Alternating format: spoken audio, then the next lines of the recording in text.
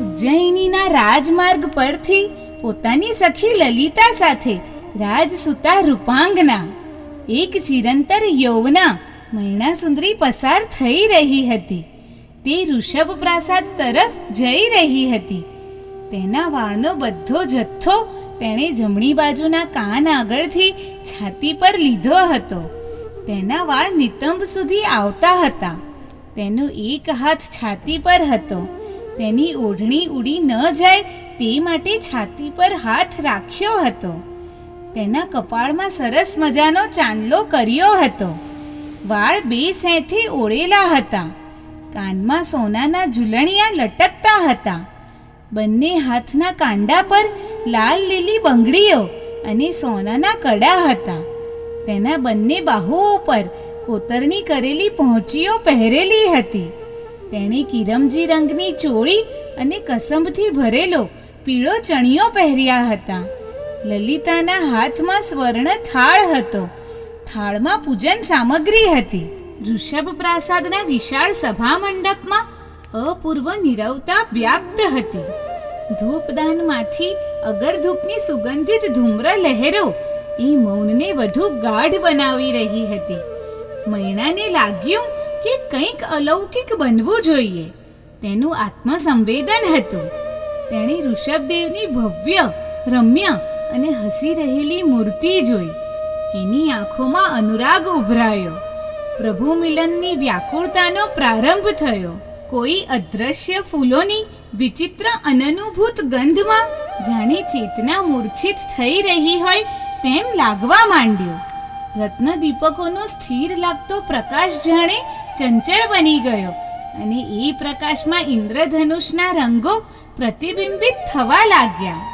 અને અચાનક દૂરથી આવતી કોઈ ઝંકૃતિ સંભળાવા લાગી. અવકાશમાં અતિ સૂક્ષ્મ સંગીતની કોમળ મૃદુ રાગિણી કર્ણગોચર થવા લાગી. વૃંદવાદ્યની સમવેત સુરાવલીઓમાં અસંખ્ય નક્ષત્રોમાં વિવિધ રંગી કિરણો એક અવલૌકિક સંગીત બની ધ્વન્યાત્મક બનવા લાગ્યા. ઉત્તરોત્તર વાતાવરણ પ્રકાશ, સૌરભ, સંગીત અને ઝંકારના અવિરલ કંપનોથી વ્યાપ્ત બનવા માંડ્યો. કોમલાથી કોમલ અદ્રશ્ય તરંગોમાં મૈણાની ચેતના પોતાના વશમાં રહી નહીં. સંગીતની મૂર્છા પર ક્ષણભર ઉન્મની તંદ્રામાં સરકી ગઈ. મૈણાની આંખો ઋષભેશ્વરની આંખો સાથે આંખો મળી અને એ લાવણ્ય સુંદરી રંગમંડપમાં નૃત્ય કરવા લાગી ગઈ. પ્રતિક્ષણ નૂતન રૂપ, નૂતન ભંગ અને નૂતન મુદ્રાઓમાં એનું સૌંદર્ય તરંગિત થવા લાગ્યું. એની કંચુકીઓના કોષાવરણોમાં 7 સમુદ્રોની ગહેરાઈઓ ઉભરાવા લાગી. એના અંચલોમાં આકાશના અનંત પટલ લહેરાવા લાગ્યા. એના અંગભંગોમાંથી ક્ષણ અનુક્ષણ નવા નવા અલંકાર પ્રગટ થવા લાગ્યા. એના કટાક્ષ ચેતનાની ગહરાઈમાં પ્રવેશી જાય છે. અપૂર્વ અને અનંત છે એનું લાસ્ય. એની નુપુર ઝંકારોમાં જાણે પાંચેય મેરુ ડોલાયમાન થાય છે. ત્યાં અચાનક પ્રાસાદના દ્વાર પર એક સિંહાસન પર બિરાજિત દેવીની મૂર્તિ, નિશ્ચલ મૂર્તિ સહસા જાગ્રત થઈ, પ્રગટ થઈ. આ કેવો આકસ્મિક ભવ્ય આવિર્ભાવ છે! આવું જ કંઈક નહીં કલ્પેલું, નહીં વિચારેલું, કંઈક વિચિત્ર ઘટિત થવાનું હતું કે હવે થશે. આજ તે સૌંદર્ય છે જેની ચિરકાળથી મને પ્રતીક્ષા હતી. પળ નિત નવીન આ સુંદરી કોણ છે? અહો, આ તો માતેશ્વરી, પ્રભુ ઋષભદેવની પરમ ઉપાસિકા. લાગે છે કે સમગ્ર લોકનું સારભૂત લાવણ્ય આ સુંદરીમાં સમાઈ ગયું છે. જાણે કે આ શરીર રક્ત, માંસ, મજ્જા અને અસ્થિનું નથી લાગતું. આટલી પ્રત્યક્ષ દેખાય છે છતાં તે પક્કડની બહાર છે. આટલી સૌંદર્ય મૂર્તિ હોવા છતાં જાણે અમૂર્ત છે. પ્રત્યક્ષ હોવા છતાં જાણે પરોક્ષ છે. બહાર હોવા છતાં તે ભીતરમાં છે. તેની પહોંચની બહાર હોવા છતાં એ મારા હૃદય સુધી ચાલી આવી છે. મારી અગાધ ગહરાઈઓમાં ડૂબકી મારીને મારી પાસે આવી છે.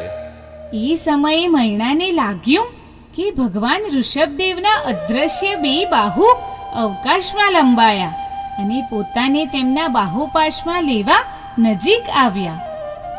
અને અકસ્માત એક પલકમાં જ મૈણા જમીન પર પડી ગઈ. વાજિંદ્રો બંધ થઈ ગયા. સંગીત, નૃત્ય, તાલ, નુપુર ઝંકાર, વાદ્યધ્વનિ બધું દૂર દૂર જતું વિલીન થઈ ગયું. ઋષભેશ્વરની દ્રષ્ટિ એક ટક અપલક મૈણા પર મંડાણી. અધિષ્ઠાયિકા દેવી ચક્કેશ્વરીના કોમળ હાથ મૈણાના મસ્તક પર ફરતા રહ્યા. પ્રભો, પરમ કૃપા આપની. માતા, પરમ દયા આપની. હું આપની, આપ મારા સર્વસ્વ. પ્રભો, આપ જ મારા પતિ, મારા દેવ, મારા સ્વામી, અજર અમર અને અનંત. મૈણા અને લલિતાએ પ્રભુને અભિષેક કર્યો. સુગંધિત પુષ્પો ચઢાવ્યા. સ્તુતિ કરી, સ્તવના કરી. ક્યારે લેશો પાસ ભગવંત, ક્યારે લેશો પાસ? વિદ્યા જન્મ અનંત, તોય ન છોડી આશ. બહુ ભૂલ્યા ભટક્યા ને ખોવાયા અજ્ઞાનના ભવનમાં. પાપ અને પુણ્યના કર્મો વળગ્યા આ જીવનમાં. પાસે લઈ પેટાવો દિલમાં જ્ઞાન તણો અજવાશ. ક્યારે લેશો પાસ ભગવંત, ક્યારે લેશો પાસ? પાપ થકી જે આવે કષ્ટો, દો સહવાની શક્તિ. બધા મેલ ધોઈ શકું હું, એવી પ્રેરો ભક્તિ. સર્વત્ર જગતમાં રહો આપ સહવાસ. ક્યારે લેશો પાસ ભગવંત, ક્યારે લેશો પાસ? ઈચ્છાઓને મમતાઓના ઘણા બોજાઓ ભીસે. માત્ર આપની કૃપા દ્રષ્ટિમાં કંઈક ઉગારો દીસે. તૂટી પડીએ તો પણ ટેકો દેજો ખાસ. ક્યારે લેશો પાસ ભગવંત, ક્યારે લેશો પાસ? જીવન અમારું બન્યું અકારું, મરણ બનશે કેવું? શાંતિની સમતા શું રહેશે, કી કૂતરાના જેવું? સપનામાં આજે તમે મળ્યાનો ભાસ. ક્યારે લેશો પાસ ભગવંત, ક્યારે લેશો પાસ?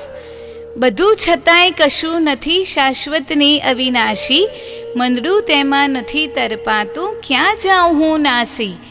શું કરવું શું ના કરવું, મળે ના કોઈ ક્યાસ. ક્યારે લેશો પાસ ભગવંત, ક્યારે લેશો પાસ? એકવાર, બસ એકવાર માથે હાથ પ્રસારો. સ્મિત કરીને મનને રંજો, ધખે છે પ્રાણ અમારો. કરો સ્વીકાર તો થવું છે ચરણ શરણમાં દાસ. ક્યારે લેશો પાસ ભગવંત, ક્યારે લેશો પાસ? હું ભાવ વિહવળ બની ગઈ. મારા નેત્રો નિમિલિત થયા. મેં દિવ્ય અનુભવ કર્યો. નિરંજન નિરાકાર ભગવાન ઋષભદેવ પોતાના સિદ્ધાસન પરથી ઊભા થયા. તેમનો જમણો હાથ ઊંચો થયો અને આશીર્વાદ મુદ્રામાં મારા મસ્તક પર ફરવા લાગ્યો. 2-4 ક્ષણો હતી એ. અપૂર્વ આહ્લાદ અનુભવ્યો. શબ્દોમાં એ અનુભવ બાંધી ન શકાય. હું અને લલિતા ઋષભદેવ પ્રાસાદથી બહાર આવ્યા. આકાશમાં વાદળો ઘેરાયા હતા. મેં લલિતાને મહેલમાં મોકલી દીધી. મારે એકાંત જોઈતું હતું. સુવ્રત ઉદ્યાન પર આસુ મહિનાના વાદળ ઘેરાઈ આવ્યા હતા. સમગ્ર વનાંચલ વાદળોની છાયામાં સ્તબ્ધ હતો. નીરવતા અપૂર્વ હતી. એ નીરવતાનો, એ શૂન્યનો સ્પર્શ મારા અણુ અણુને જગાવી રહ્યો હતો. આવી રીતે હું ક્યારે એકલી નહોતી પડી. ઘનઘોર એકાંતમાં હું જ મારી સામે જોઈ રહી હતી. કોઈ આકૃતિ નહીં, બસ એક આભાનો અસીમ વિસ્તાર. એક નીલમનું વિરાટ દર્પણ. અને એની સામે એકલી હું ઊભી હતી. ન નામ, ન સંજ્ઞા, ન કુલ, ન દેહ, ન કોઈ, ના હું. ઉદ્યાનના પાલવ પરિછેદમાં જાણે કેવો લય જામ્યો હતો. વર્ષા ચાલુ થઈ ગઈ હતી. માટી પાણીથી ભીંજાઈ ગઈ હતી. માટીની એ સુગંધ જાણે મારું નામ પૂછી રહી હતી. જાણે મારા અસ્તિત્વની એ યાદ અપાવે છે. મને બહાર જોવા પ્રેરિત કરે છે. અચાનક મૈણા એમ કોઈનો અવાજ સંભળાયો. હા, યાદ આવ્યું, હું જ મૈણા છું.